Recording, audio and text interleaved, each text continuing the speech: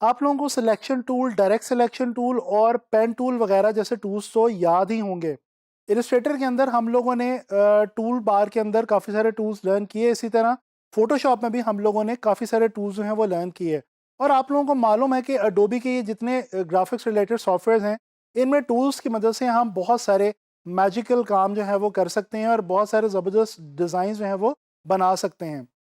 तो चलें, इस लेसन के अंदर हम लोग अडोबी इन डिज़ाइन के अंदर जो मौजूद टूल्स हैं उनका जायज़ा लेते हैं और देखते हैं कि इसमें हमारे पास टूल बार में क्या ऑप्शंस अवेलेबल हैं।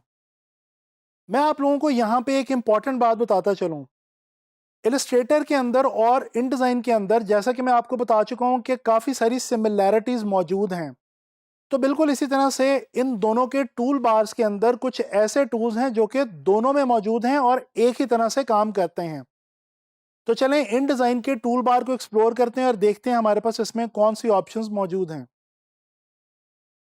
सबसे पहले अगर हम इस टूल बार को ज़रा थोड़ा सा गौर से देखें तो हमारे पास सबसे ऊपर सिलेक्शन टूल है और इसके अलावा डायरेक्ट सिलेक्शन टूल है।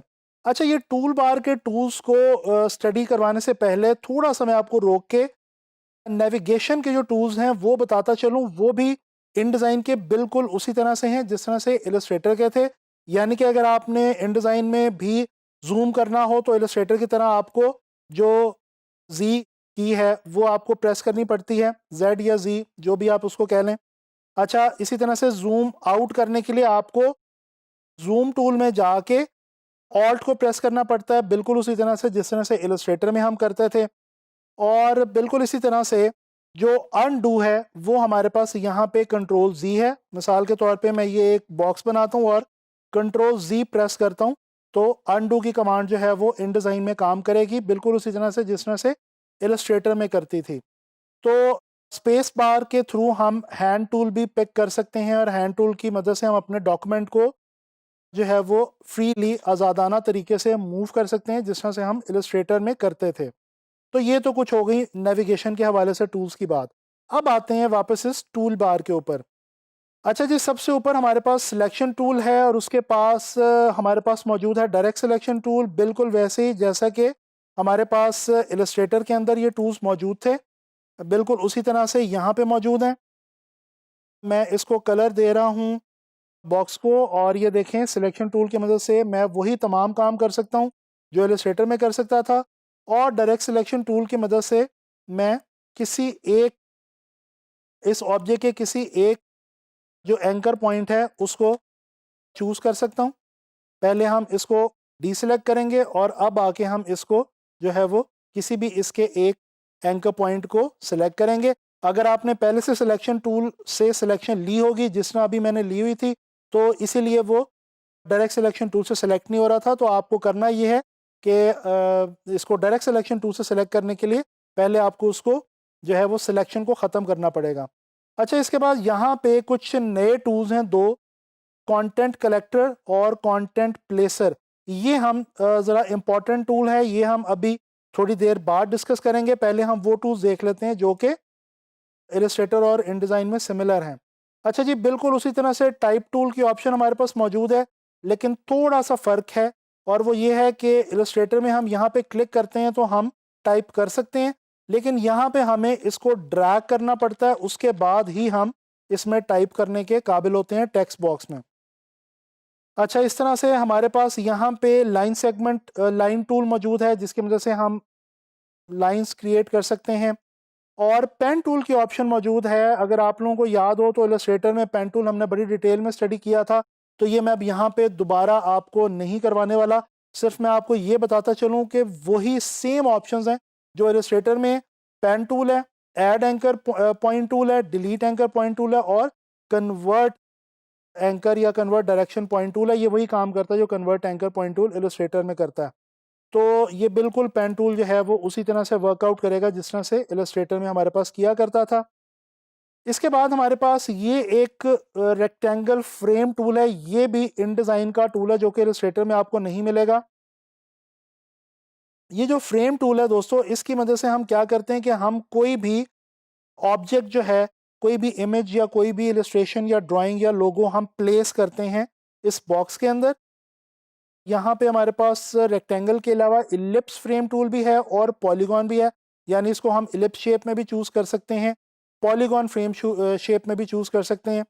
अच्छा, आगे चल के इसको हम डिटेल में जो है वो स्टडी करेंगे जब हम चीज़ों को प्लेस करेंगे, प्लेसमेंट के अंदर हम इसको देख लेंगे।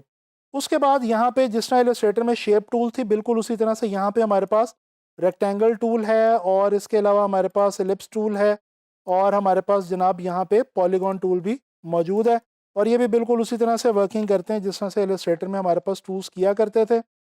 अच्छा जी, इसके बाद हमारे पास सीजर टूल अवेलेबल है ये, और ये क्या करता है कि ये बेसिकली कोई भी ऑब्जेक्ट अगर आपने सिलेक्ट की हो और आप सीजर टूल से जाके इसको थोड़ा सा काटने की कोशिश करें, काटना चाहें तो आप इसको एंकर पॉइंट्स की ऊपर क्लिक करके इसको सिजर की तरह से, जिस तरह बिल्कुल कैंची काम करती है, कोई भी चीज़ काटती है, आप किसी भी शेप को काट सकते हैं। इसको यूज़ करने के लिए थोड़ा सा आपको ज़रा प्रैक्टिस करनी पड़ेगी और ये आप इसकी मदद से कोई भी चीज़ काट सकते हैं। इसी तरह से जनाब Ali free transform tool available है, ठीक है। इसके अंदर हमारे पास रोटेशन की ऑप्शन मौजूद है, आप रोटेट कर सकते हैं किसी भी ऑब्जेक्ट को, और जनाब अली इसके अलावा हमारे पास स्केल की ऑप्शन मौजूद है, हम स्केल भी कर सकते हैं, ठीक है। और ये देखें, और इसके अलावा हमारे पास यहाँ पे शेयर की ऑप्शन भी मौजूद है, ये भी आप लोग इलस्ट्रेटर में देख चुके हैं। अच्छा जी, इसी तरह से हमारे पास है जी यहाँ पे ग्रेडियंट। तो ग्रेडियंट अगर हम अप्लाई करें तो ये देखें ग्रेडियंट अप्लाई हो जाता है। उसके अलावा हमारे पास है ग्रेडियंट फेदर, यानी ये क्या करेगा कि हमारे जो कलर है हमारे ऑब्जेक्ट के अंदर उसको फेदर लगा देगा, उसको डिसॉल्व कर देगा एक साइड से दूसरी साइड पे। इसके अलावा हमारे पास कलर पिकर टूल है, इसकी मदद से आप कलर जो है वो पिक करके देख सकते हैं, ठीक है। और किसी भी कलर को जो है वो आप आसानी के साथ पिक कर सकते हैं। हैंड टूल मैं आपको बता चुका हूँ, जूम टूल मैं आपको बता चुका हूँ। और इसके अलावा यहाँ पे हमारे पास वही दो ऑप्शंस टूल बार में अवेलेबल हैं, कलर की और जनाब अली स्ट्रोक की।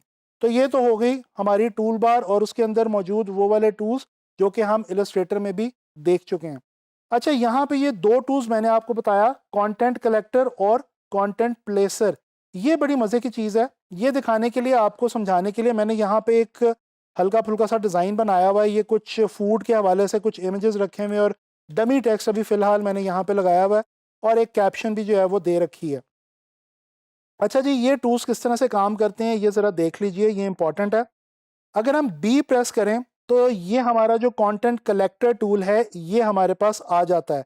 बेसिकली ये टूल्स करते क्या हैं, कंटेंट कलेक्टर और इसके अलावा कंटेंट प्लेसर, यानी कि इन दोनों टूल्स की मदद से हम इस पेज के ऊपर मौजूद किसी भी कंटेंट को कलेक्ट करके किसी नई जगह पे जाके रख सकते हैं, ठीक है जी।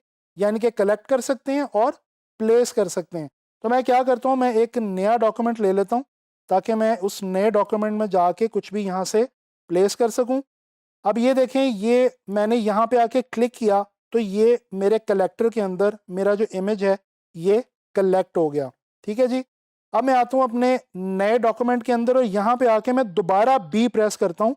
तो अब मैं ये देखें मेरा जो टूल है वो चेंज हो गया, ये कलेक्टर से अब प्लेसमेंट में चेंज हो गया, प्लेसर में चेंज हो गया। तो इसकी मदद से अब अगर मैं यहाँ पे ड्रैग करूँ तो ये देखें मेरा वही इमेज सेम वहाँ से मैंने कलेक्ट किया और यहाँ पे आके मैंने प्लेस कर दिया। अब मैं इसको अनडू करने लगा हूँ और इसके बाद अब मैं क्या करूँगा कि मैं जनाब अली यहाँ से दोबारा आके कोई टेक्स्ट जो है इसको मैं कलेक्ट कर लेता हूँ। ये देखें ये टेक्स्ट मेरा जो है ये कलेक्ट हो गया और मैं अगर बी प्रेस करूँ तो ये देखें अब ये, क्योंकि मैंने ये जो इमेज है ये कलेक्ट कर रखा है ऑलरेडी, तो पहले ये इसको प्लेस करेगा, उसके बाद बारी आएगी मेरे इस टेक्स्ट की।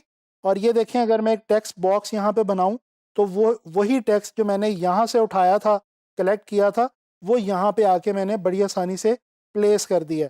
तो ये है हमारा कंटेंट कलेक्टर और कंटेंट प्लेसर, और इनकी वजह से हम कंटेंट को बड़ी आसानी से एक जगह से दूसरी जगह, चाहे वो नया पेज हो या सेम पेज हो या सेम डॉक्यूमेंट हो या न्यू डॉक्यूमेंट हो, हम उनको कलेक्ट कर सकते हैं और प्लेस कर सकते हैं। इस लेसन में हम लोगों ने Adobe InDesign के अंदर मौजूद इंपॉर्टेंट टूल्स का जायज़ा लिया और हमने देखा कि वो कौन से टूल्स हैं जो कि इलस्ट्रेटर में भी मौजूद हैं और हमारे पास InDesign भी मौजूद हैं, और इसके अलावा कुछ नए टूल्स भी हमने जो है वो विज़िट किए और उनको भी हमने एक्सप्लोर करने की कोशिश की। तो मैं उम्मीद करता हूँ कि आपको टूल बार के हवाले से InDesign की समझ आ गई होगी और इंशाल्लाह ताला नेक्स्ट लेसन में Adobe InDesign के हवाले से कोई नई इन्फॉर्मेशन लेके आप लोगों के लिए हाज़िर होऊंगा।